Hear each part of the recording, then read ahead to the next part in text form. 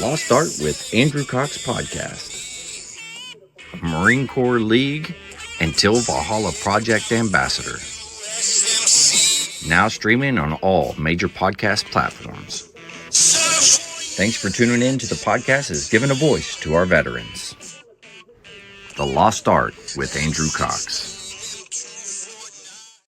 Hello, my friends, and welcome back to the Lost Art Podcast, that podcast giving a voice to our veterans. I'm your host, Andrew Cox, and today we're having another veteran story. This will be part 3. But before we get into the episode, are you enjoying the podcast? Make sure you go hit up the website. That's thelostart.podbean.com. Go check us out, see what we're all about.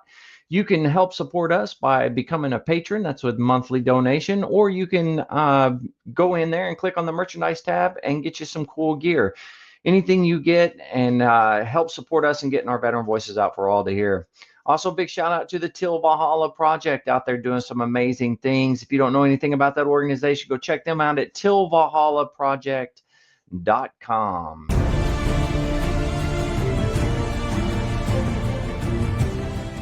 Are you a Marine veteran? Are you missing that bond you had on active duty? Then I have a place for you. Join the only congressionally chartered Marine Corps Veteran Service Organization, the Marine Corps League. Get that brother and sisterhood back in your life. Become one of the fewer, the prouder, a Marine Corps League member. Hello, my friends, and welcome back to the Lost Art Podcast, that podcast giving a voice to our veterans. I'm your host, Andrew Cox, and today we're having a veteran story. But before we get into the episode, are you enjoying the podcast? Make sure you go to the website. That's thelostart.podbean.com. Go check us out, see what we're all about. And there's a couple ways you can help support us here on the podcast. You can become a patron with a monthly donation, or you can just go in and get you some cool merchandise and help support us there. But everything you do helps support us in getting our veteran voices out for all to hear. Big shout out to the Till Valhalla Project. They're out there doing amazing things. I encourage everyone to go to their website, go help them out. And that's tillvalhallaproject.com.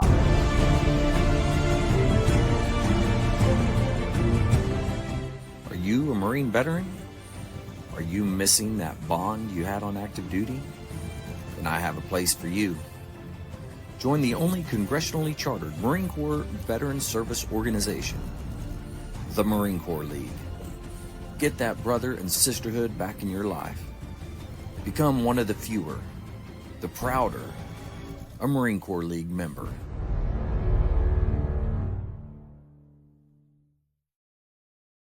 And we're back here. I got Josh White, Marine veteran, race car driver extraordinaire. Josh, how you doing today? Doing all right. How about you? Oh, man, I'm excited to have you on here. It should be a good story. Good time. You could tell us about driving a race car even. I mean, it can't get any better than that, can it? No, I'm glad to be here. And yeah, man, it's a lot of fun. It's pretty awesome that the Marine Corps League is sponsoring my race car at Bristol, man. Yeah, absolutely, man. They are jumping on it. And you're the first Marine race car driver since, what was it, like in the 60s, if I'm not mistaken? Yeah, so I'm the first Marine to race NASCAR since 1966. I can't say I'm the only one in NASCAR now because shortly after my NASCAR debut in 2016, this year, another Marine is on the circuit. So congratulations. Kidding. Yeah, there you go, man. So wow. It's pretty cool to have that record, and yeah. I'm looking to be the first Marine to win at a NASCAR track in NASCAR history. The only track that a Marine has ever won, which was Darlington, and the first Marine, his name was Larry Frank. Oh, okay, very cool. Well, shoot, we're all rooting for you, then, man. It's gonna be great. I expect you to win one or two, man. Yeah, I think we have a really strong chance of being fast at Bristol. Nice. I've got some things I got to iron out. Like I gotta get me a decent motor. Yeah, that's worthy of winning, and that's the only thing that's holding me back right now. I'm on the search for a primary sponsor for Bristol and Kansas and Salem and hopefully do a full season next season. But Very nice. that's our chassis and everything. Everything's looking good. It's looking like a race winning worthy car. I'm loving it, man. Well, shoot, let's kind of start at the beginning, if you don't mind. We'll go back to like where you grew up. What was that like? And then what drew you to military service? Well, I grew up in Charleston, West Virginia, a place called Campbell's Creek, Okay. and just it's a small. Well, I'm not going to really say a small place, but it is. It has a small town vibe. We're up in a holler. Yeah.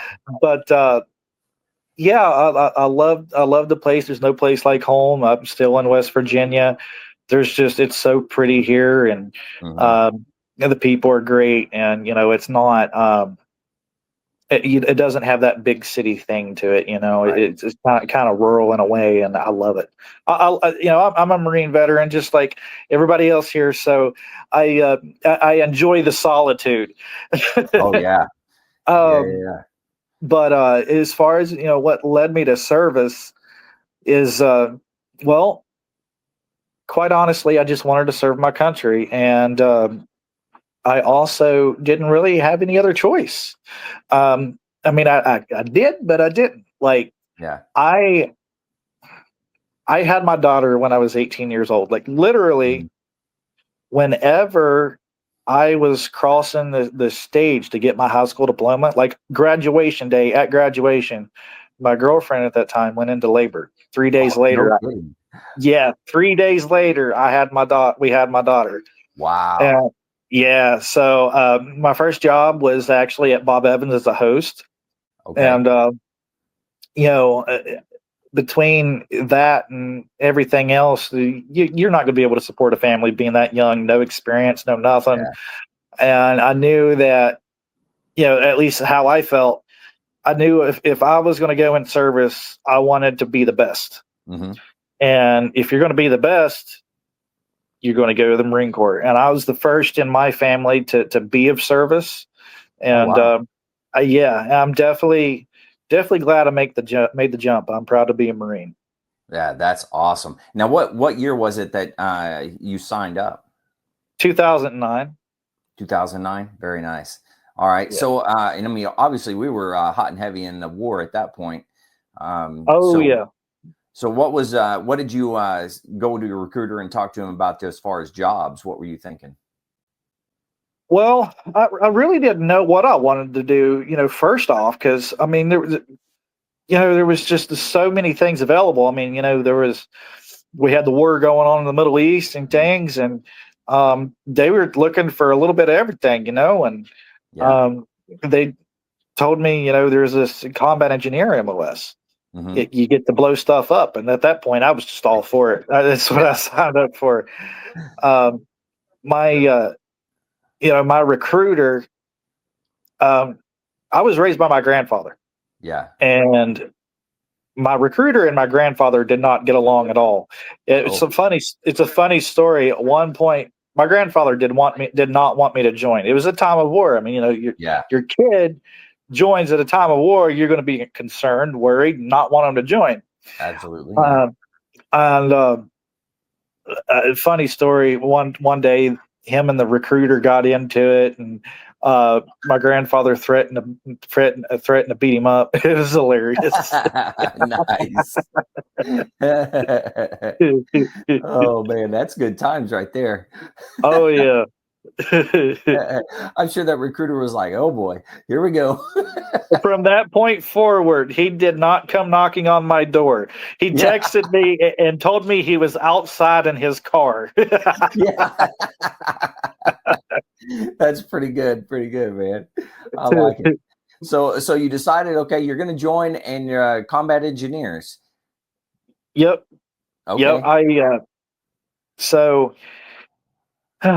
signing up for it, I didn't know what everything that it entailed.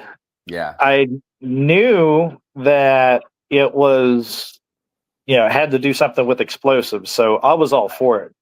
I went to boot camp at Parris Island, South Carolina, and I'm an East What was Coast your Marine. boot camp experience like while you were down there? Oh man, it was so horrible. When people say it's hell on earth, they're not lying. It's wow. So when I got to boot camp, and I signed up in the delayed entry program, so I didn't go to boot camp immediately. Mhm. I enlisted in July of 2009, and in January of 2010, Okay. I went to Parris Island, South Carolina. So I was there in the winter, which is what I was aiming for. I did not want to go Mhm. to Parris Island in the summer. Yeah, it's a little warm Um, down there.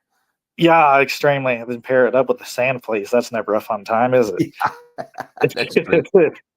Yeah. So um, I was I was the kind of guy in boot camp that tried to fly under the radar, do what he was Mhm. supposed to do, but then at the same time always had a target painted on his back, and the drill instructors just freaking hated me.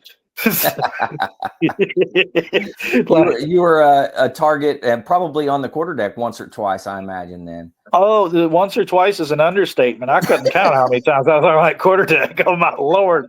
Between that and the sand pit, we were best friends. Oh man, that's awesome. And then I remember one time I screwed up during a final drill, and oh my lord, that my heavy hat staff sergeant or Sergeant DeFrank, he was a sergeant at the time. Um, Man, because I screwed up in final drill, man, he was just mad. I was in the quarter deck. Everybody was going to the head or whatever. Um, he just started cussing me out and this and that and the other. And he took his hand, put it up against my throat, and shoved me up against the wall and put me about 6 inches off the ground. Oh man, it was something else. I was afraid of that guy from day one till the day I graduated. Yeah, yeah. It's funny how they can actually get that bluff in on you like that. Like, hey, you got to watch out. You never know what they're gonna do. No, you never know. And the rumor was that same drill instructor, his last rotation, he was on restriction for throwing a recruit off second deck. What? Yeah, so Wow. that's that'd be a lot of the reason why I was afraid of him. Yeah, for sure. Wow, man. So now, when you're looking back on your boot camp experience, would you say that it was worthwhile? I mean, you learned everything that you think you needed to. It was the hardest thing I've ever did in my life, bar none. Yeah, But it's also one of the most proud moments of my life. Also, I mean, yeah. the the moment you have your ceremony where you get your Eagle Globe and Anchor. Like, I Mhm. cannot think of a more proud moment in my life. And then being on the parade deck, you know, uh, just doing the final ceremonies before you get released to Mhm. go on leave. Graduated boot camp and all that. All your family's there. Right. It sparks something in you that sticks with you forever. And I remember all of it like it was yesterday. And um, it's just it was a great part of my life. That it was the biggest challenge I ever had, the Yeah. toughest time I ever had, the most miserable time I ever had, but it was also the best time I've ever Yeah. had. It's funny how that works out that way. Yes. Oh, that's awesome. So now I assume that after you went back home for a couple of weeks, did you get recruiter's assistance while you were there? No, I was actually only on leave for 10 days. Okay. And during those 10 days, I got married to my daughter's baby mama. Uh-huh. And, well, then I went to, um, what was it? MCT, Marine Combat Hmm. Training. That And was down at then, Camp Geiger, is that yep, right? Yeah. Camp Geiger. And it was pretty much like a fourth phase boot camp. Hmm. Um, if you remember how that was. Oh yeah. And then I went to Courthouse Bay for Combat Engineer Instruction Company. So I Yeah. was there for a while. That's like Actually, what, a 7 month school, something like that. How long is that one? To be honest, I don't remember how Okay. long it was. I know when I was there, um, I missed the rotation or whatever, and I was like, just stuck kind of in between for like I know of at least like a month and a half Oh, before I wow. was able to get placed in an instruction company or a class to Hmm. start my MLS training. Yeah. During that time, it was really cool though because I actually got to be a squad leader and lead Marines for a little bit. So that Oh, was a nice. cool experience. Yeah, yeah, yeah. That's one great thing about the Marine Corps is they start you out really young. As learning how to be squad leader, learning how to take care of Marines, those types of things. And I don't know, it's one of the best organizations out there when it comes to leadership. So that's one of the things that I love about it. Absolutely, and the opportunities for advancement in the Marines was awesome. Yeah. Um, me personally, of course, we'll get to the point to where I promoted, but at the point that I was at Combat Engineer Instruction Company, I Hmm. was a PFC. I would later Right. get promoted to Lance Corporal, and from that point, I didn't want to promote anymore. I just wanted to stay a Lance Corporal. Yeah. And the responsibility that you have in your charge as a Hmm. corporal, as an NCO or a staff NCO, Yeah. I felt like for my enlistment, I didn't want that. I liked being kind of the kind of the the The get grunt it worker. done kind of Yeah. people. Yeah. Yeah. Yeah. I like that. And then so you do your school. Now, was there anything significant at the schoolhouse that you remember? Well, all the times I partied in Camp Lejeune underage.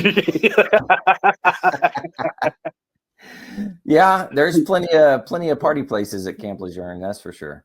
Oh man. Oh gosh. Looking back, I don't know, man. Like I it was a part in time of my life where I was like, man, I shouldn't have done that. Like how much money would I have been able to Yeah, save up? Because I probably spent at that time $300-400 or something yeah, every weekend. yeah, yeah, At yeah, least going into Lejeune coming from the base yeah. or going to Jacksonville coming from the base, and I'd get a hotel, and oh my lord, me and a few other Marines would just party it up till Sunday. Oh there, man, I love it. there was one time that this was funny. I actually ran out of money, and I was in Jacksonville. I got all just drunk, and the my company or my platoon, platoon commander or platoon sergeant, he give the whole platoon a free taxi ride card in case you get Hmm. drunk. Yeah, I I think they called it used Arrive Alive cards. Yep, and Yeah. I used it, but you got to think I was underage. I used it, Oh right? no. Yeah, because I didn't have no money to get back to base. Either I was Yeah, Yeah, I didn't want to be UA. I mean, that would have been the stupidest thing ever, right? yeah. So I used it to get back to base. Of course, the taxi driver took it. Everything was good, but the taxi driver took me directly to the shoot. I can't remember what he was. It was Like the officer of the it, day or something like that. yeah, yeah. And oh my lord, you would have wanted to been a fly on the wall for the chewing that I got. I love it. Yeah, I'm sure they were probably not real happy or real enthused about it when you showed up. That's for sure. Oh no, especially me having used this card that was specifically meant for, somebody to get home that's uh somebody that's drunk or whatever, and here I am Yeah. underage and have drunk and all this. Oh man, thank God I didn't get into any trouble, but oh my lord, the chewing I got. Woo! Oh man, that's funny. Well, I mean, at least you used the card. You got there safely, so it worked. It worked. Yeah. Oh man, that's wild. Yep. Now, where did you end up going from there? Where'd you get stationed? I got stationed. I was actually, I got stationed in the reserve component. I was Okay. at 4th Combat Engineer Battalion Alpha Company in Cross Lanes, West Virginia. Oh, okay. Very nice. So you went back home after your schooling and then just checked into the reserve unit there. Yes, Okay. and at that time, I continued my racing career. My racing career, I started when I was 16, and Hmm. since I was in the reserve component, well, I just continued on. Yeah. By the time I checked into my duty station, me and the wife that I had just married Hmm. during boot camp leave, me Hmm. and her had already split up. Oh, wow. Okay. Today, I'm on my 4th and last marriage. Yeah, yeah, yeah. Yeah, I like that. Yeah, the fourth and last. That's good. Yes, yes. So when you were, you said you started driving at six, or were you driving at 16? Racing. Right, you were actually racing at 16. Yes, I started on just drag racing, straight line. Oh, okay. I got back from training and checked into my duty station. I started back racing. I made my jump to circle track racing in a late model and Okay. on a dirt track. Oh, And nice.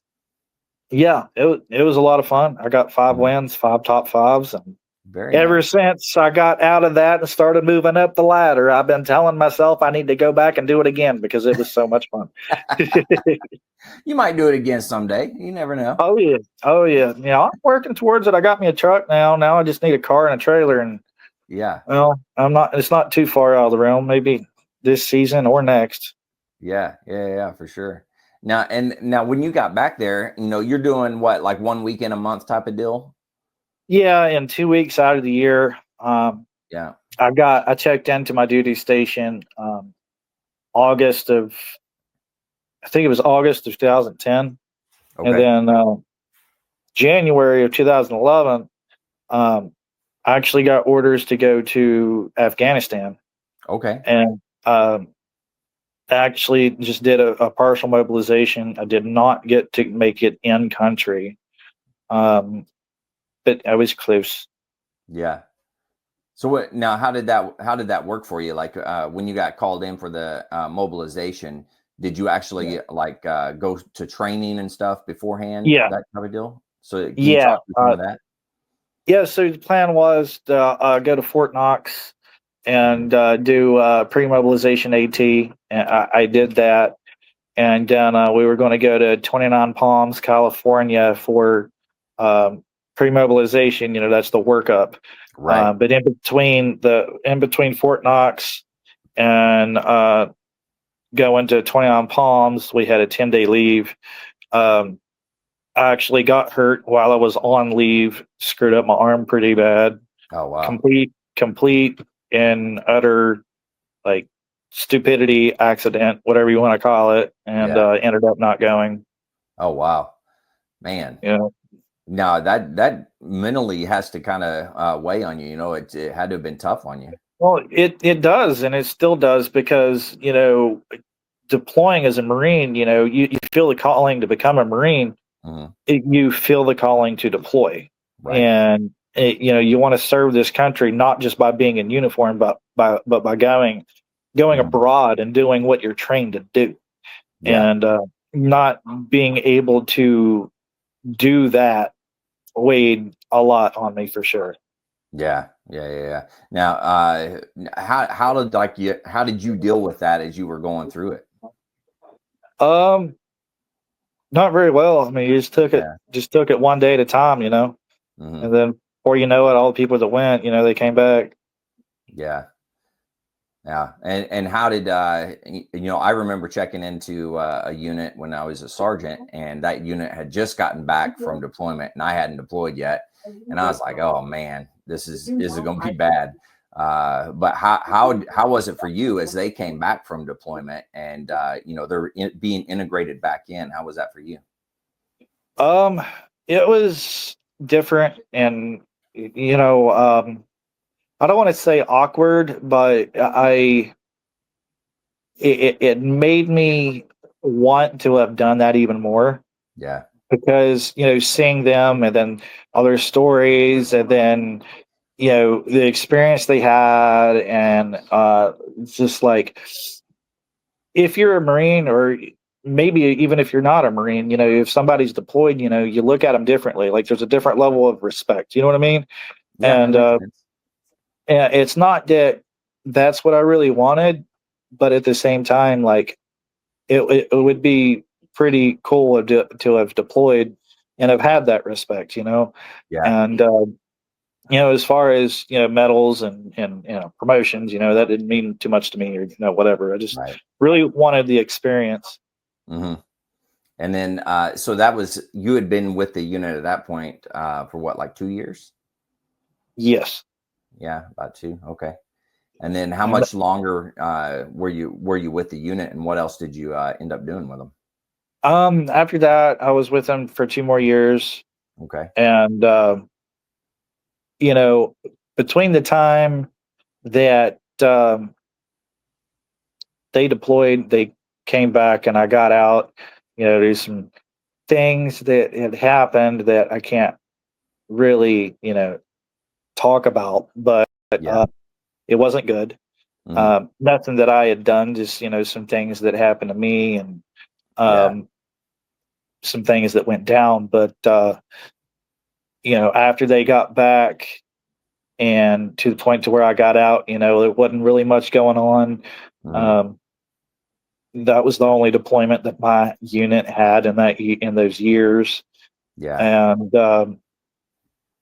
it is what it was. We had our ATs every year. One year we went to 29 Palms, California, Hmm. of which I completely excelled, and for whatever reason, people in my unit, you know, gave me compliments and things, which was cool, but Yeah. not really needed. And I just tried to do my job, and Right. um, But it's the nice to have somebody do that for you, tell you did it good and stuff like it that. is. I definitely appreciated it for sure. I mean, it feels good, whenever you're a Marine, and you're on somebody's bad list or whatever, and then they're just like, hey, good job. I mean, it feels pretty good, Oh yeah. But um, the I got a good conduct ribbon. Nice. So, Okay. yeah, and I got rifle expert 3 years in a row. Nice. Yeah. So that's always nice. But that was pretty much it. Marine Corps wise, Yeah. I did my time, and I got out. Yeah. And then that whole time you said you were racing as well during that whole time. Yeah, yeah. 2013, and this was after the stuff with the dirt. Hmm. Um, so I was dirt racing for like 2 seasons. Yeah. But 2013, I made my ARCA debut in the ARCA Truck Series at Okay. Toledo. I got a top 15, and then in the same year, I got my ARCA Menard Series start or debut at Springfield, Illinois. It's a mile dirt track, and then DeCoin. When I tested at Daytona that year, because back then they done preseason testing at Daytona in December instead of January like it is now, Okay. and didn't really do anything in 2014. But 2015, I've done 18 out of 20 races in the Arc Menard Series. I Wow. got I got 12th in championship points that year. There were a lot of drivers that year, Hmm. and the list was bonkers back then when you was able to look up the points and have Yeah. everybody there. Um, it was really cool to see myself at the top. But 2015 or 2016, I had made my NASCAR Truck Series start, which made me Okay. the first Marine to be to race NASCAR since 1966. That's when that I broke that record, and Hmm. that was a fun ride. I was with Jennifer Joe Cobb Racing, and Okay. I was in the number one Chevy NASCAR truck. Nice. Um, and yeah, man. The only thing that I regret about that race is wrecking everybody. Oh Oh, man, yeah, it was. I didn't even make it to the first competition caution, and I went into turn one, and I think there was something there because I spun and backed into the wall, and not even four truck links behind me, another competitor did the exact same thing. oh, So wow. I don't think it was my fault. I think something was on the track, and NASCAR just didn't know about it or didn't call Yeah. anything out on it. I don't know. I know I learned a lot being in the NASCAR truck. Yeah. It's completely different than how it is in the ARCA cars. Hmm. Uh, what would feel tight to me in an ARCA car was actually loose in a NASCAR truck, and Really? what felt loose in an ARCA car felt tight in the NASCAR truck. Oh, that's So interesting. yeah, it was. So by the time I got to the race, I just had that thing all funky, Yeah. and I got pretty behind, and uh, I hit turn one that one time, lap 50 something, and it just went on around. Yeah. It was toast. Wow. Um, and then fast forward a few years, 2022 at Charlotte Motor Speedway in the ARCA Menard Series, Yeah. I made another start, and that one I wrecked on lap three. Oh, no kidding. Wow. Yep, and we don't we don't think that one was on me either because I went into turn three Hmm. and I was full speed, just full bore. Man, I was ripping it, man. And I let off the throttle. I didn't feel the throttle come with me. Oh, And wow. yeah, and instead of turning, the car just went straight. It went straight into the wall. I mean, probably Wow. close to or over 200 miles an hour. And Huh. it was a bad hit. I didn't get slowed down until I hit in turn three. I didn't get slowed down and get off the track until I'd already passed the trioval. Yeah, Wow. yeah. Now Ilmore, I had an Ilmore 396 in that car. Uh, Hmm. it's electronic fuel injection, and Ilmore is able to hook up the computer and look at the data and things. Hmm. Ilmore said that the throttle didn't stick. That's not what I experienced. It's not what I felt. But even if that's the case, the only other explanation is that I had a tire failure Mm. because both right side tires were they were flat. A Yeah. lot of that could have been me hitting the wall, but Hmm. as much as that car didn't turn, Yeah. one of those two things for sure happened. Um, Wow. that car just literally went straight. That's craziness. I Yep. mean, And thank goodness, you came out of it, and you were good, but I mean, it could always turn out bad. oh yeah, I tell you, my neck hurt for a week after that. Yeah, imagine Yep. so. Yeah. Oh man, that was a hard lick.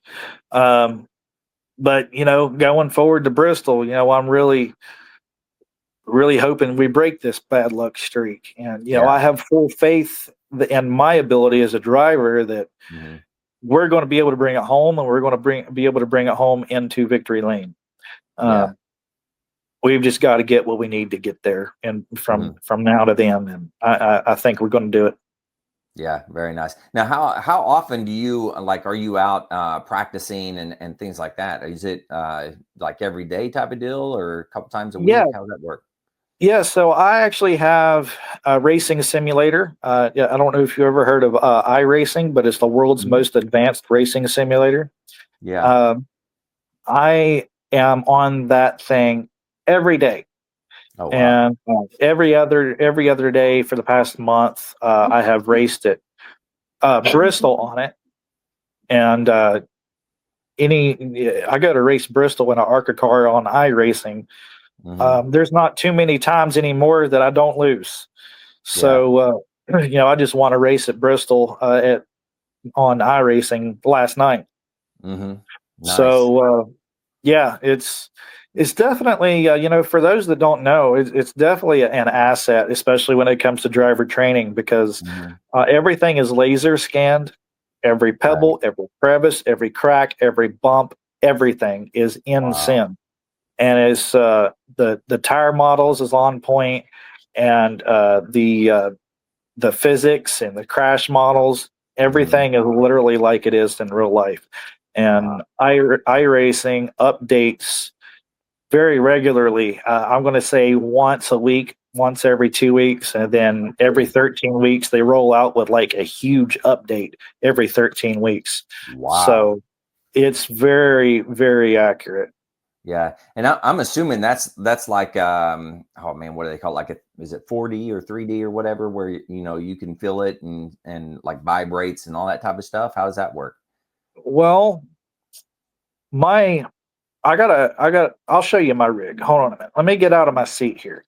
I'm Okay, actually in it right now. yeah.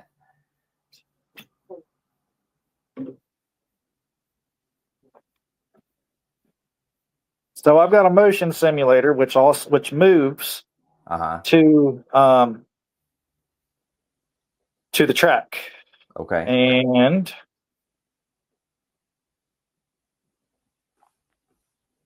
there we go. That's what Oh that wow, looks like. that is cool. So So the whole that's thing that's like moves. a And huge that's like a souped up video game, like big oh time yeah, souped up. Yeah. oh yeah, the whole thing moves. So whenever you go onto the track and you got the banking, it Yeah. moves with the banking. And then I've got the same way with acceleration and braking. You accelerate and the Hmm. car comes up. You brake, the car comes down. Yeah. Um, all that, and then So you I've got a feel butt. that as you do it. Oh yeah, and then I've got Wow. a butt kicker underneath, which vibrates the whole thing, Mhm. and just so like it vibrates to engine RPM or whatever you want to set it at. Yeah. And my pedals, I actually got a hydraulic brake pedal, and my gas pedal and clutch, they all have springs on them, so it feels like the real thing. And you can interchange the springs to different strengths, and it has all kinds of Wow. different adjustments. Um, my pedals have vibrating motors under each one, and they're set for whatever that pedal was meant to be. Oh And wow. then I have a wind simulator on this thing, and the faster I go, the harder it blows. Oh, no kidding. Yes, and then I run it in Wow. VR. I run it in VR, and it is absolutely insane. Wow. That's cool. And so if you're doing it in VR, I mean, like wherever you turn your head, you're seeing, everything Yep, around you and all that stuff. Wow. yep.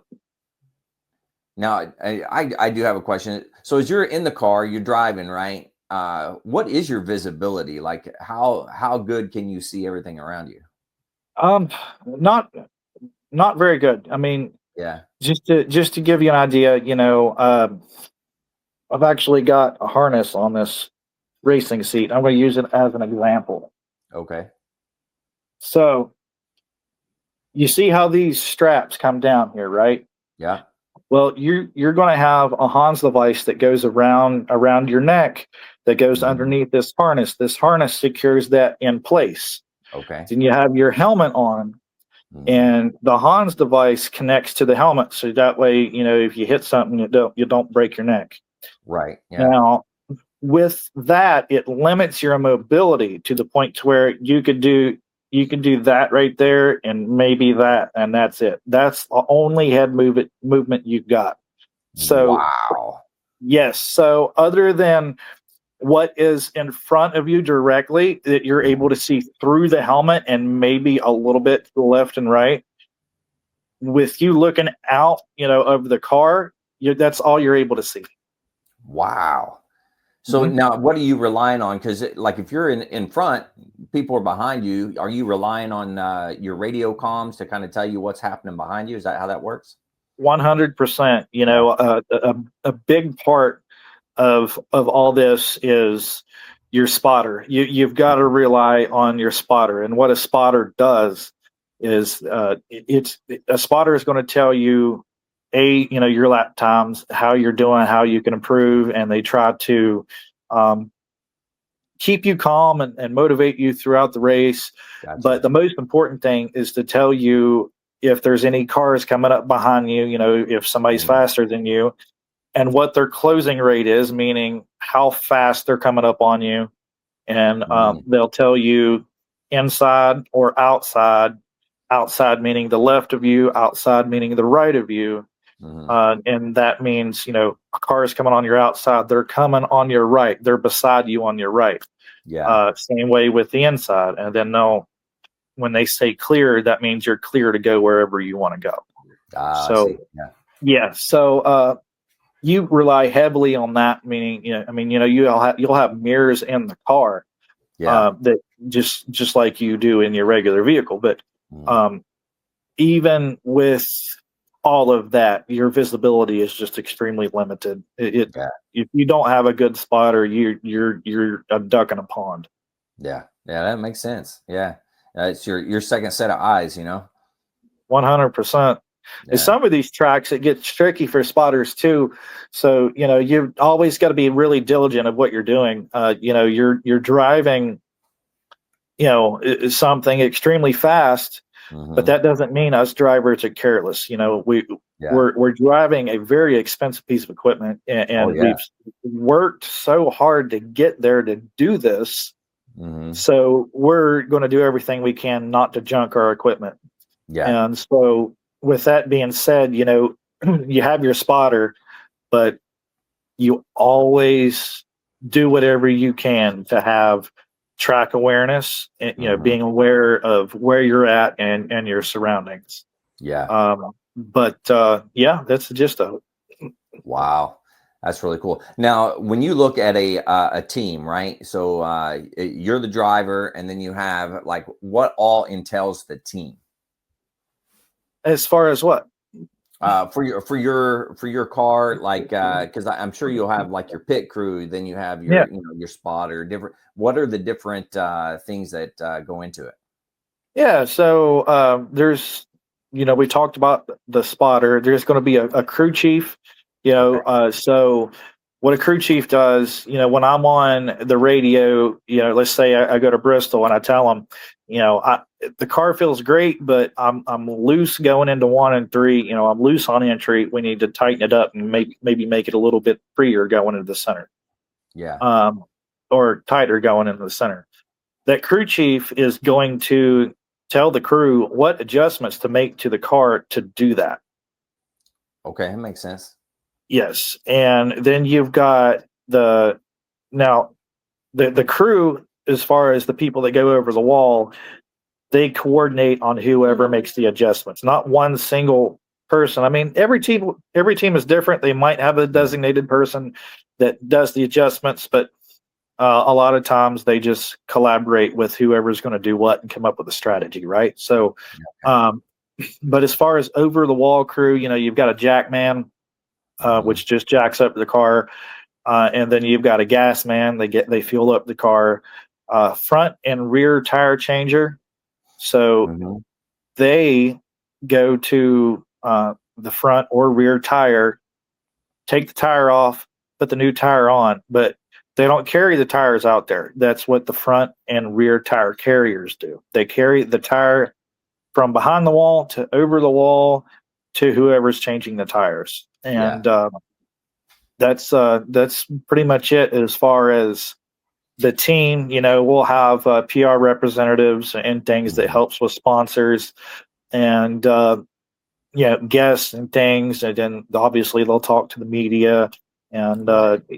help me and not being overwhelmed, but also doing my job as a driver to talk to different journalists and things to get the Right. motorsports news out there and to hype everybody up to uh, you know help grow my sponsors in motorsports, Mhm. um, and you know then you might have a cook there that cooks the team food. Mhm. Somebody might volunteer to do it, Yeah. and then you've got the truck driver that typically drives the truck to and from the Mhm. racetrack. Okay. And that's pretty much it. I mean, other than the team owner, and the team owner, sometimes they take the duty of one of those crew members, usually the crew chief. And that's not always the case, especially whenever you get to the higher echelons of NASCAR. Right. then everybody's got their designated positions. And I mean, you'll see the team owners and stuff at the track, but they're generally just there to be team owners, you know? Yeah. Yeah. Makes sense. Man, there's a lot that goes into it. You know, you don't, if I'm sitting on my couch watching stuff on TV, you're not necessarily seeing all the ins and outs of what's happening. Yeah, it's there is really a lot to it. And you know, I might have missed, you know, one or two couple things, but that's generally it. And you know, there's a lot more behind the scenes that people just don't understand or don't Yeah. know about. And you know, you really just need to be at a racetrack at one of these events to experience and understand. There's a lot of drama and just a lot of stories that's not ever told, that's not ever going to be told, because all people see is cars turning left on TV. Right. And, Yeah. which isn't a bad thing, but you know, in storytelling, when you read a book, you want it to be as interesting as possible. Yeah. It makes sense. Yeah, for sure. Yeah. Man. Now, how do you go about with the sponsorships and stuff? I know the Marine Corps League is sponsoring you. You know, how many sponsors do you normally end up getting? Like, how does that work? So there's not really a limit. It goes by it goes by logo space on the car, and that's how I determine the pricing and how much I'm able to offer. You know, like right now I've got a few different sponsors. I don't have a primary or secondary sponsor yet. I'm looking for one of those for you know, Bristol, Kansas, Salem, and the next season. Yeah. But you know, we've got the Marine Corps League, the Not Alone Society, Bilson Arms, Dex Fingerlight, Freedom Financial Strategies, J&K Lift Service, Swift's Garage, Devil Dog Canine. We've got a bunch of awesome guys out there supporting us, and definitely have opportunities for more. So if anybody is interested, just contact me and we'll get the ball rolling. You know, they start as low as $500. I really try to work with people, you know, that I know $500 to some people is a lot of money, but it's not as much as what the other teams want. And you know, we're really going to be operating on a budget that is half of what teams operate on. Oh, wow. Or at least the top teams. So we're able to offer competitive pricing while still being competitive on the racetrack. Yeah. And yeah, that helps out a lot. You know, I know that I can help a lot of businesses out there, and a few of them have come on board that are small companies. You know, one of them actually is a startup that started up in just this March or April. So they're brand new. Yeah. And it's a testament to show that small business can be in the world of NASCAR too. Yeah, absolutely.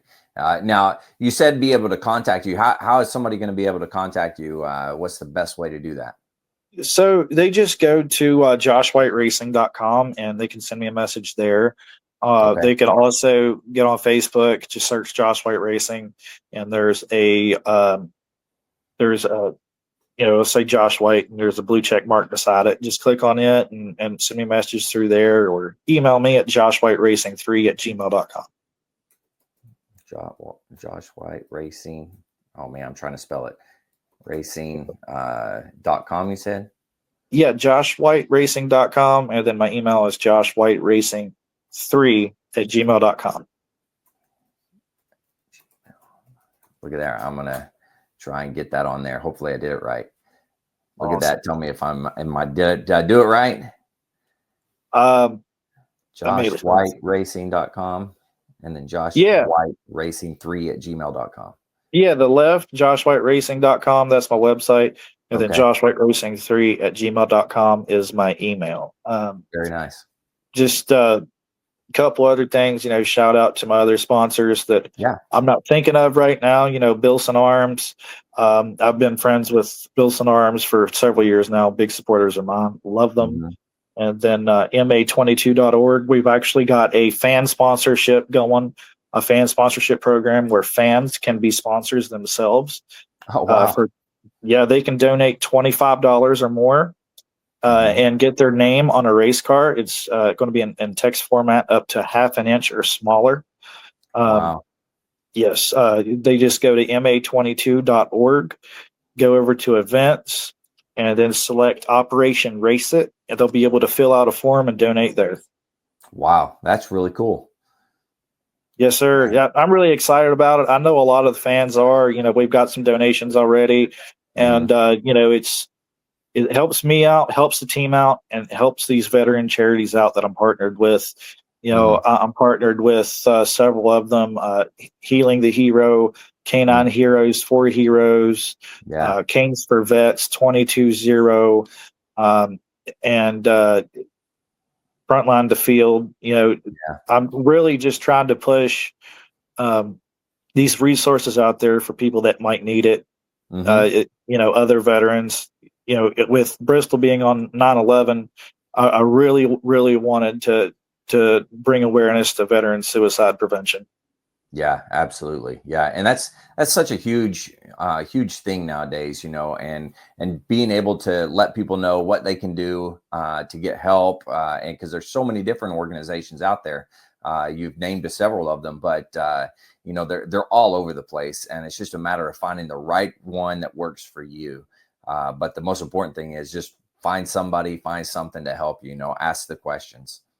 Right. The biggest thing for me is trying to get out there that you're not alone. Nobody is alone. There's always somebody out there that's willing to help, willing to talk to you. And as far as I'm concerned, I'm one of them.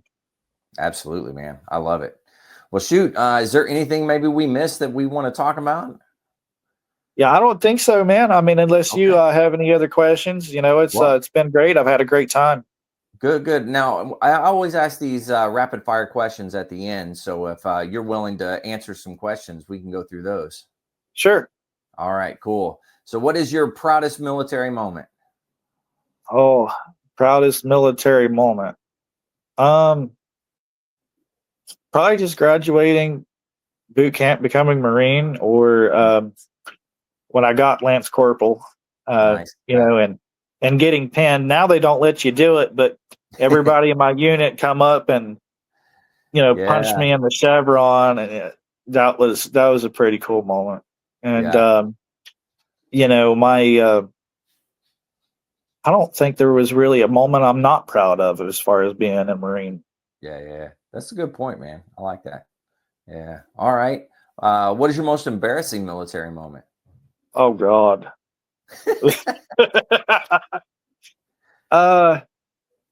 Well, I drank a laxative. Oh, and let's just say it didn't work out too well. Yeah. At least not the next day. I like it. That happens sometimes, Yeah. what it is. If you could be one military leader for the day, who would that be? Now, I know the answer to this question, but my question is, what military leader would a Marine not want to be other than James Mad Dog Mattis? That's who I would want to be. Yeah, that's a good one. Yeah. He's definitely been in some incredible battles, been in incredible places. Oh man, he's a great leader. So yeah, the things that man has seen. Oh, I couldn't imagine. Yeah, absolutely, man. Let's see. If you could change one rule in the military, what would it be?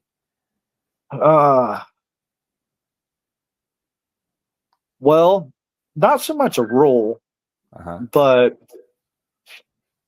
I always did not like how. Okay, so let's say the lieutenant says for everybody to be in formation at 0700. Yeah. Well, then the staff sergeant says, okay, 0530. Yeah. And then 5 o'clock, so on and so forth. So by the time you get told to be there, you're supposed to be there at 03 in the morning. Yeah. Right. What sense does that make? Yeah. That'd be the one thing I would change. Like, If somebody Yeah. going to be there, if you're supposed to be there at 07, 06:30, I can see. Let's just make that a company-wide thing. Yeah. Yeah. The 15 to the 15 of the 15, and then it just kind of just snowballs from there. Yeah, I get you. Yep. Yeah. All right. What is one lesson or skill you learned that you still use today? Patience. And, Mm, well, let me back up. Patience was learned. Um, yeah. it took a while to gain that. Being a Marine, you don't really have much patience. Yeah. Um, so I can't really say that. Dedication, Okay. commitment, and perseverance. That Yeah. that that hits the nail on the head right there. You know, Okay. as a Marine, you know, you have to do what you got to do for mission accomplishment, Hmm. and that would include perseverance and dedication and commitment to what you're doing. Yeah. And you know, that's what's going to get you to accomplish whatever you're trying to accomplish, and that's definitely carried over for the rest of my life. Very nice. Yeah. And I can see how that plays big into racing cars too, man. Absolutely, especially in the Yeah. business of getting sponsors to be able to do it. Oh, yeah, that's true. Yeah, good point, man.